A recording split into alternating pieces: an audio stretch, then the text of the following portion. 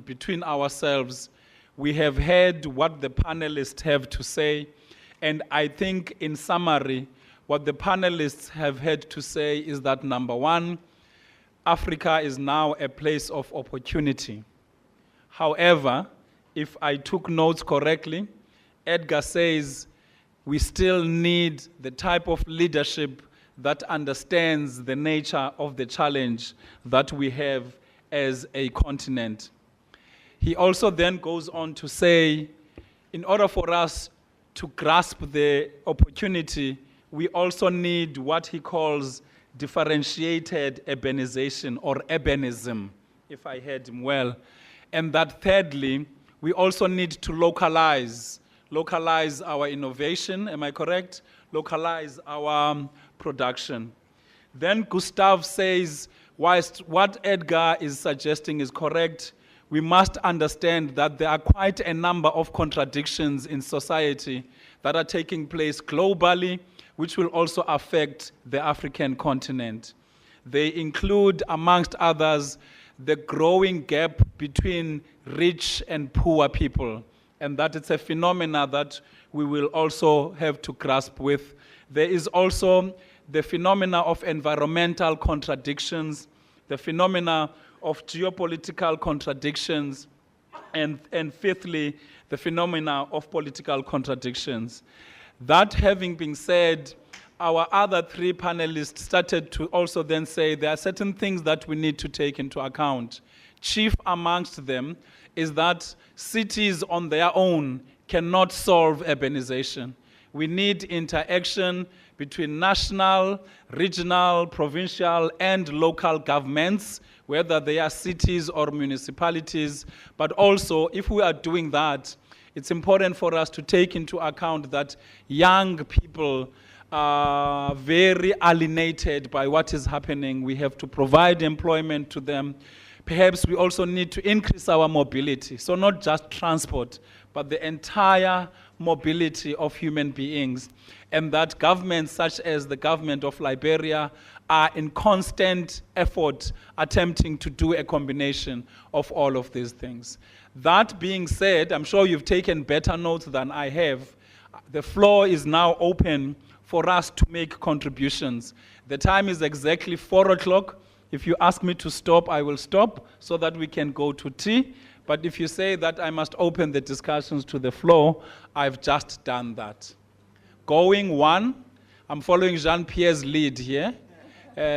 One, there's a hand over there. Going two. Oh, thank you. There's only 2 comments. So will the usher, can you please just rise? Please just introduce yourself very briefly. There was a preference or an appreciation for urbanization as opportunities for economic growth and urban expansion. And I'd like to thank Eckhart also for the detailed insight provided, which lessons I draw is that there should be some safeguards. My perspective is that considering that many young people, in this case in Liberia, have lost confidence in the agricultural sector, that is subsistence agriculture, there is an attraction for them to move to urban locations. But without the requisite skills, nor education to acquire job, or to pay for basic social services in urban location, urbanization therefore could become a burden on cities as compared to opportunities for economic growth and expansion. So I like some emphasis on safeguards that should be considered if we should be promoting urbanization. Thank you. And I represent Municipal Development Forum. I have 3 concerns, both from the presenters and our panelists. One, I'm going to look at it as a consumer.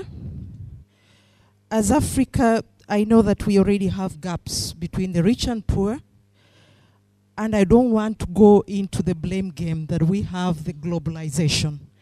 Let's look at it from the African perspective. Right from our leadership, we have greed. and that's personal greed, and I'm going to talk as an African. Let's get away from the narrative, and I'm glad that you are saying changing the narrative by blaming everybody else except ourselves.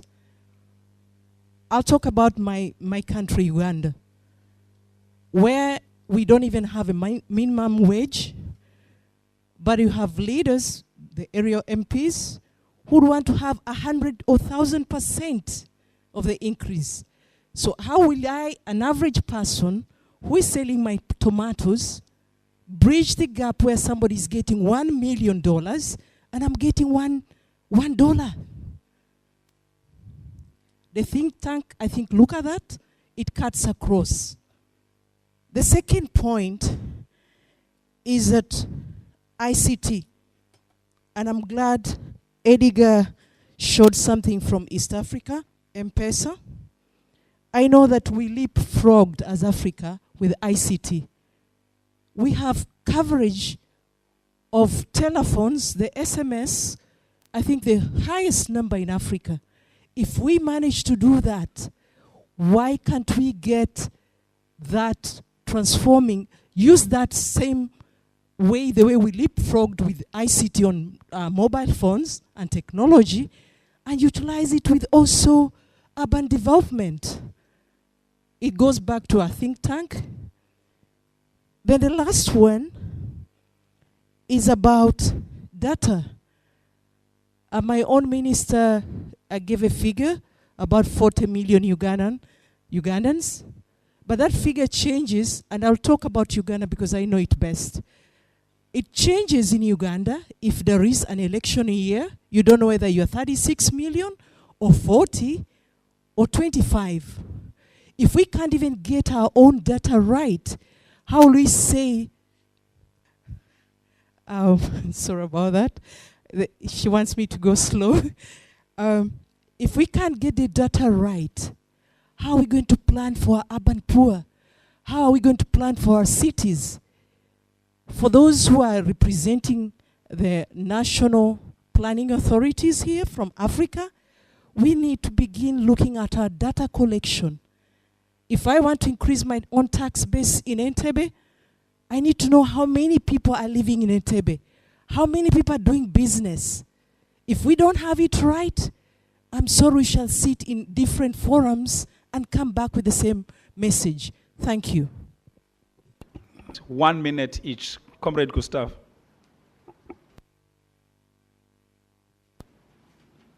Thank you. I think that the use of the narrative is a question of consciousness. And if we want to build a governance from below, a bottom-up approach, we need to discuss starting from a narrative. That's why I am very interested by the work of Edgar, because he gave the possibility to integrate many questions, not only quantitative questions, which are of course needed to understand what is the situation, but also opportunities. And I think that if we work on this on national and local basis, we could build an African narrative. Thank you.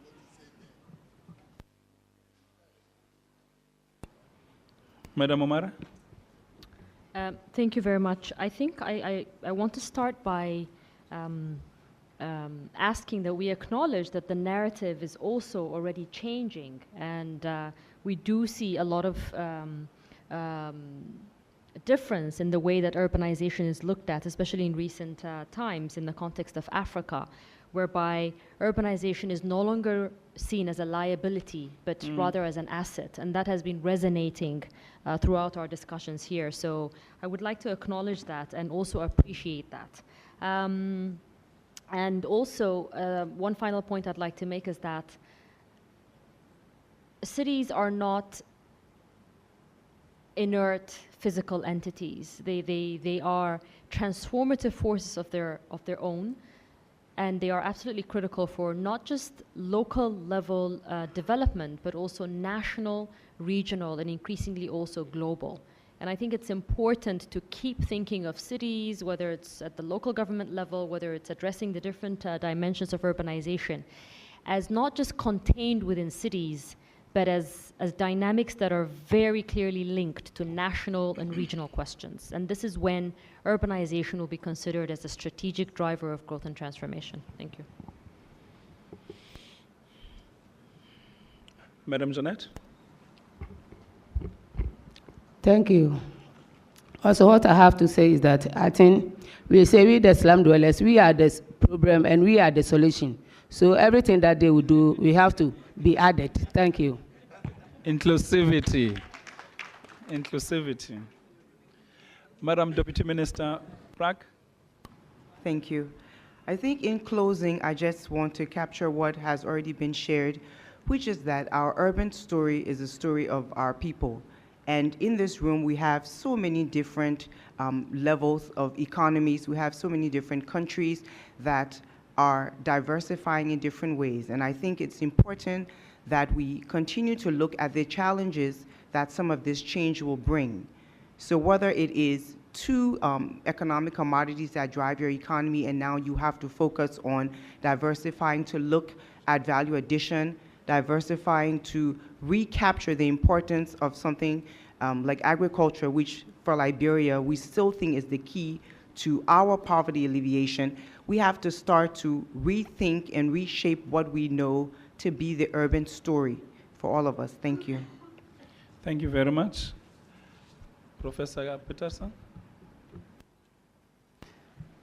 I know I'm in trouble when Sithole calls me professor, so I'll be focused.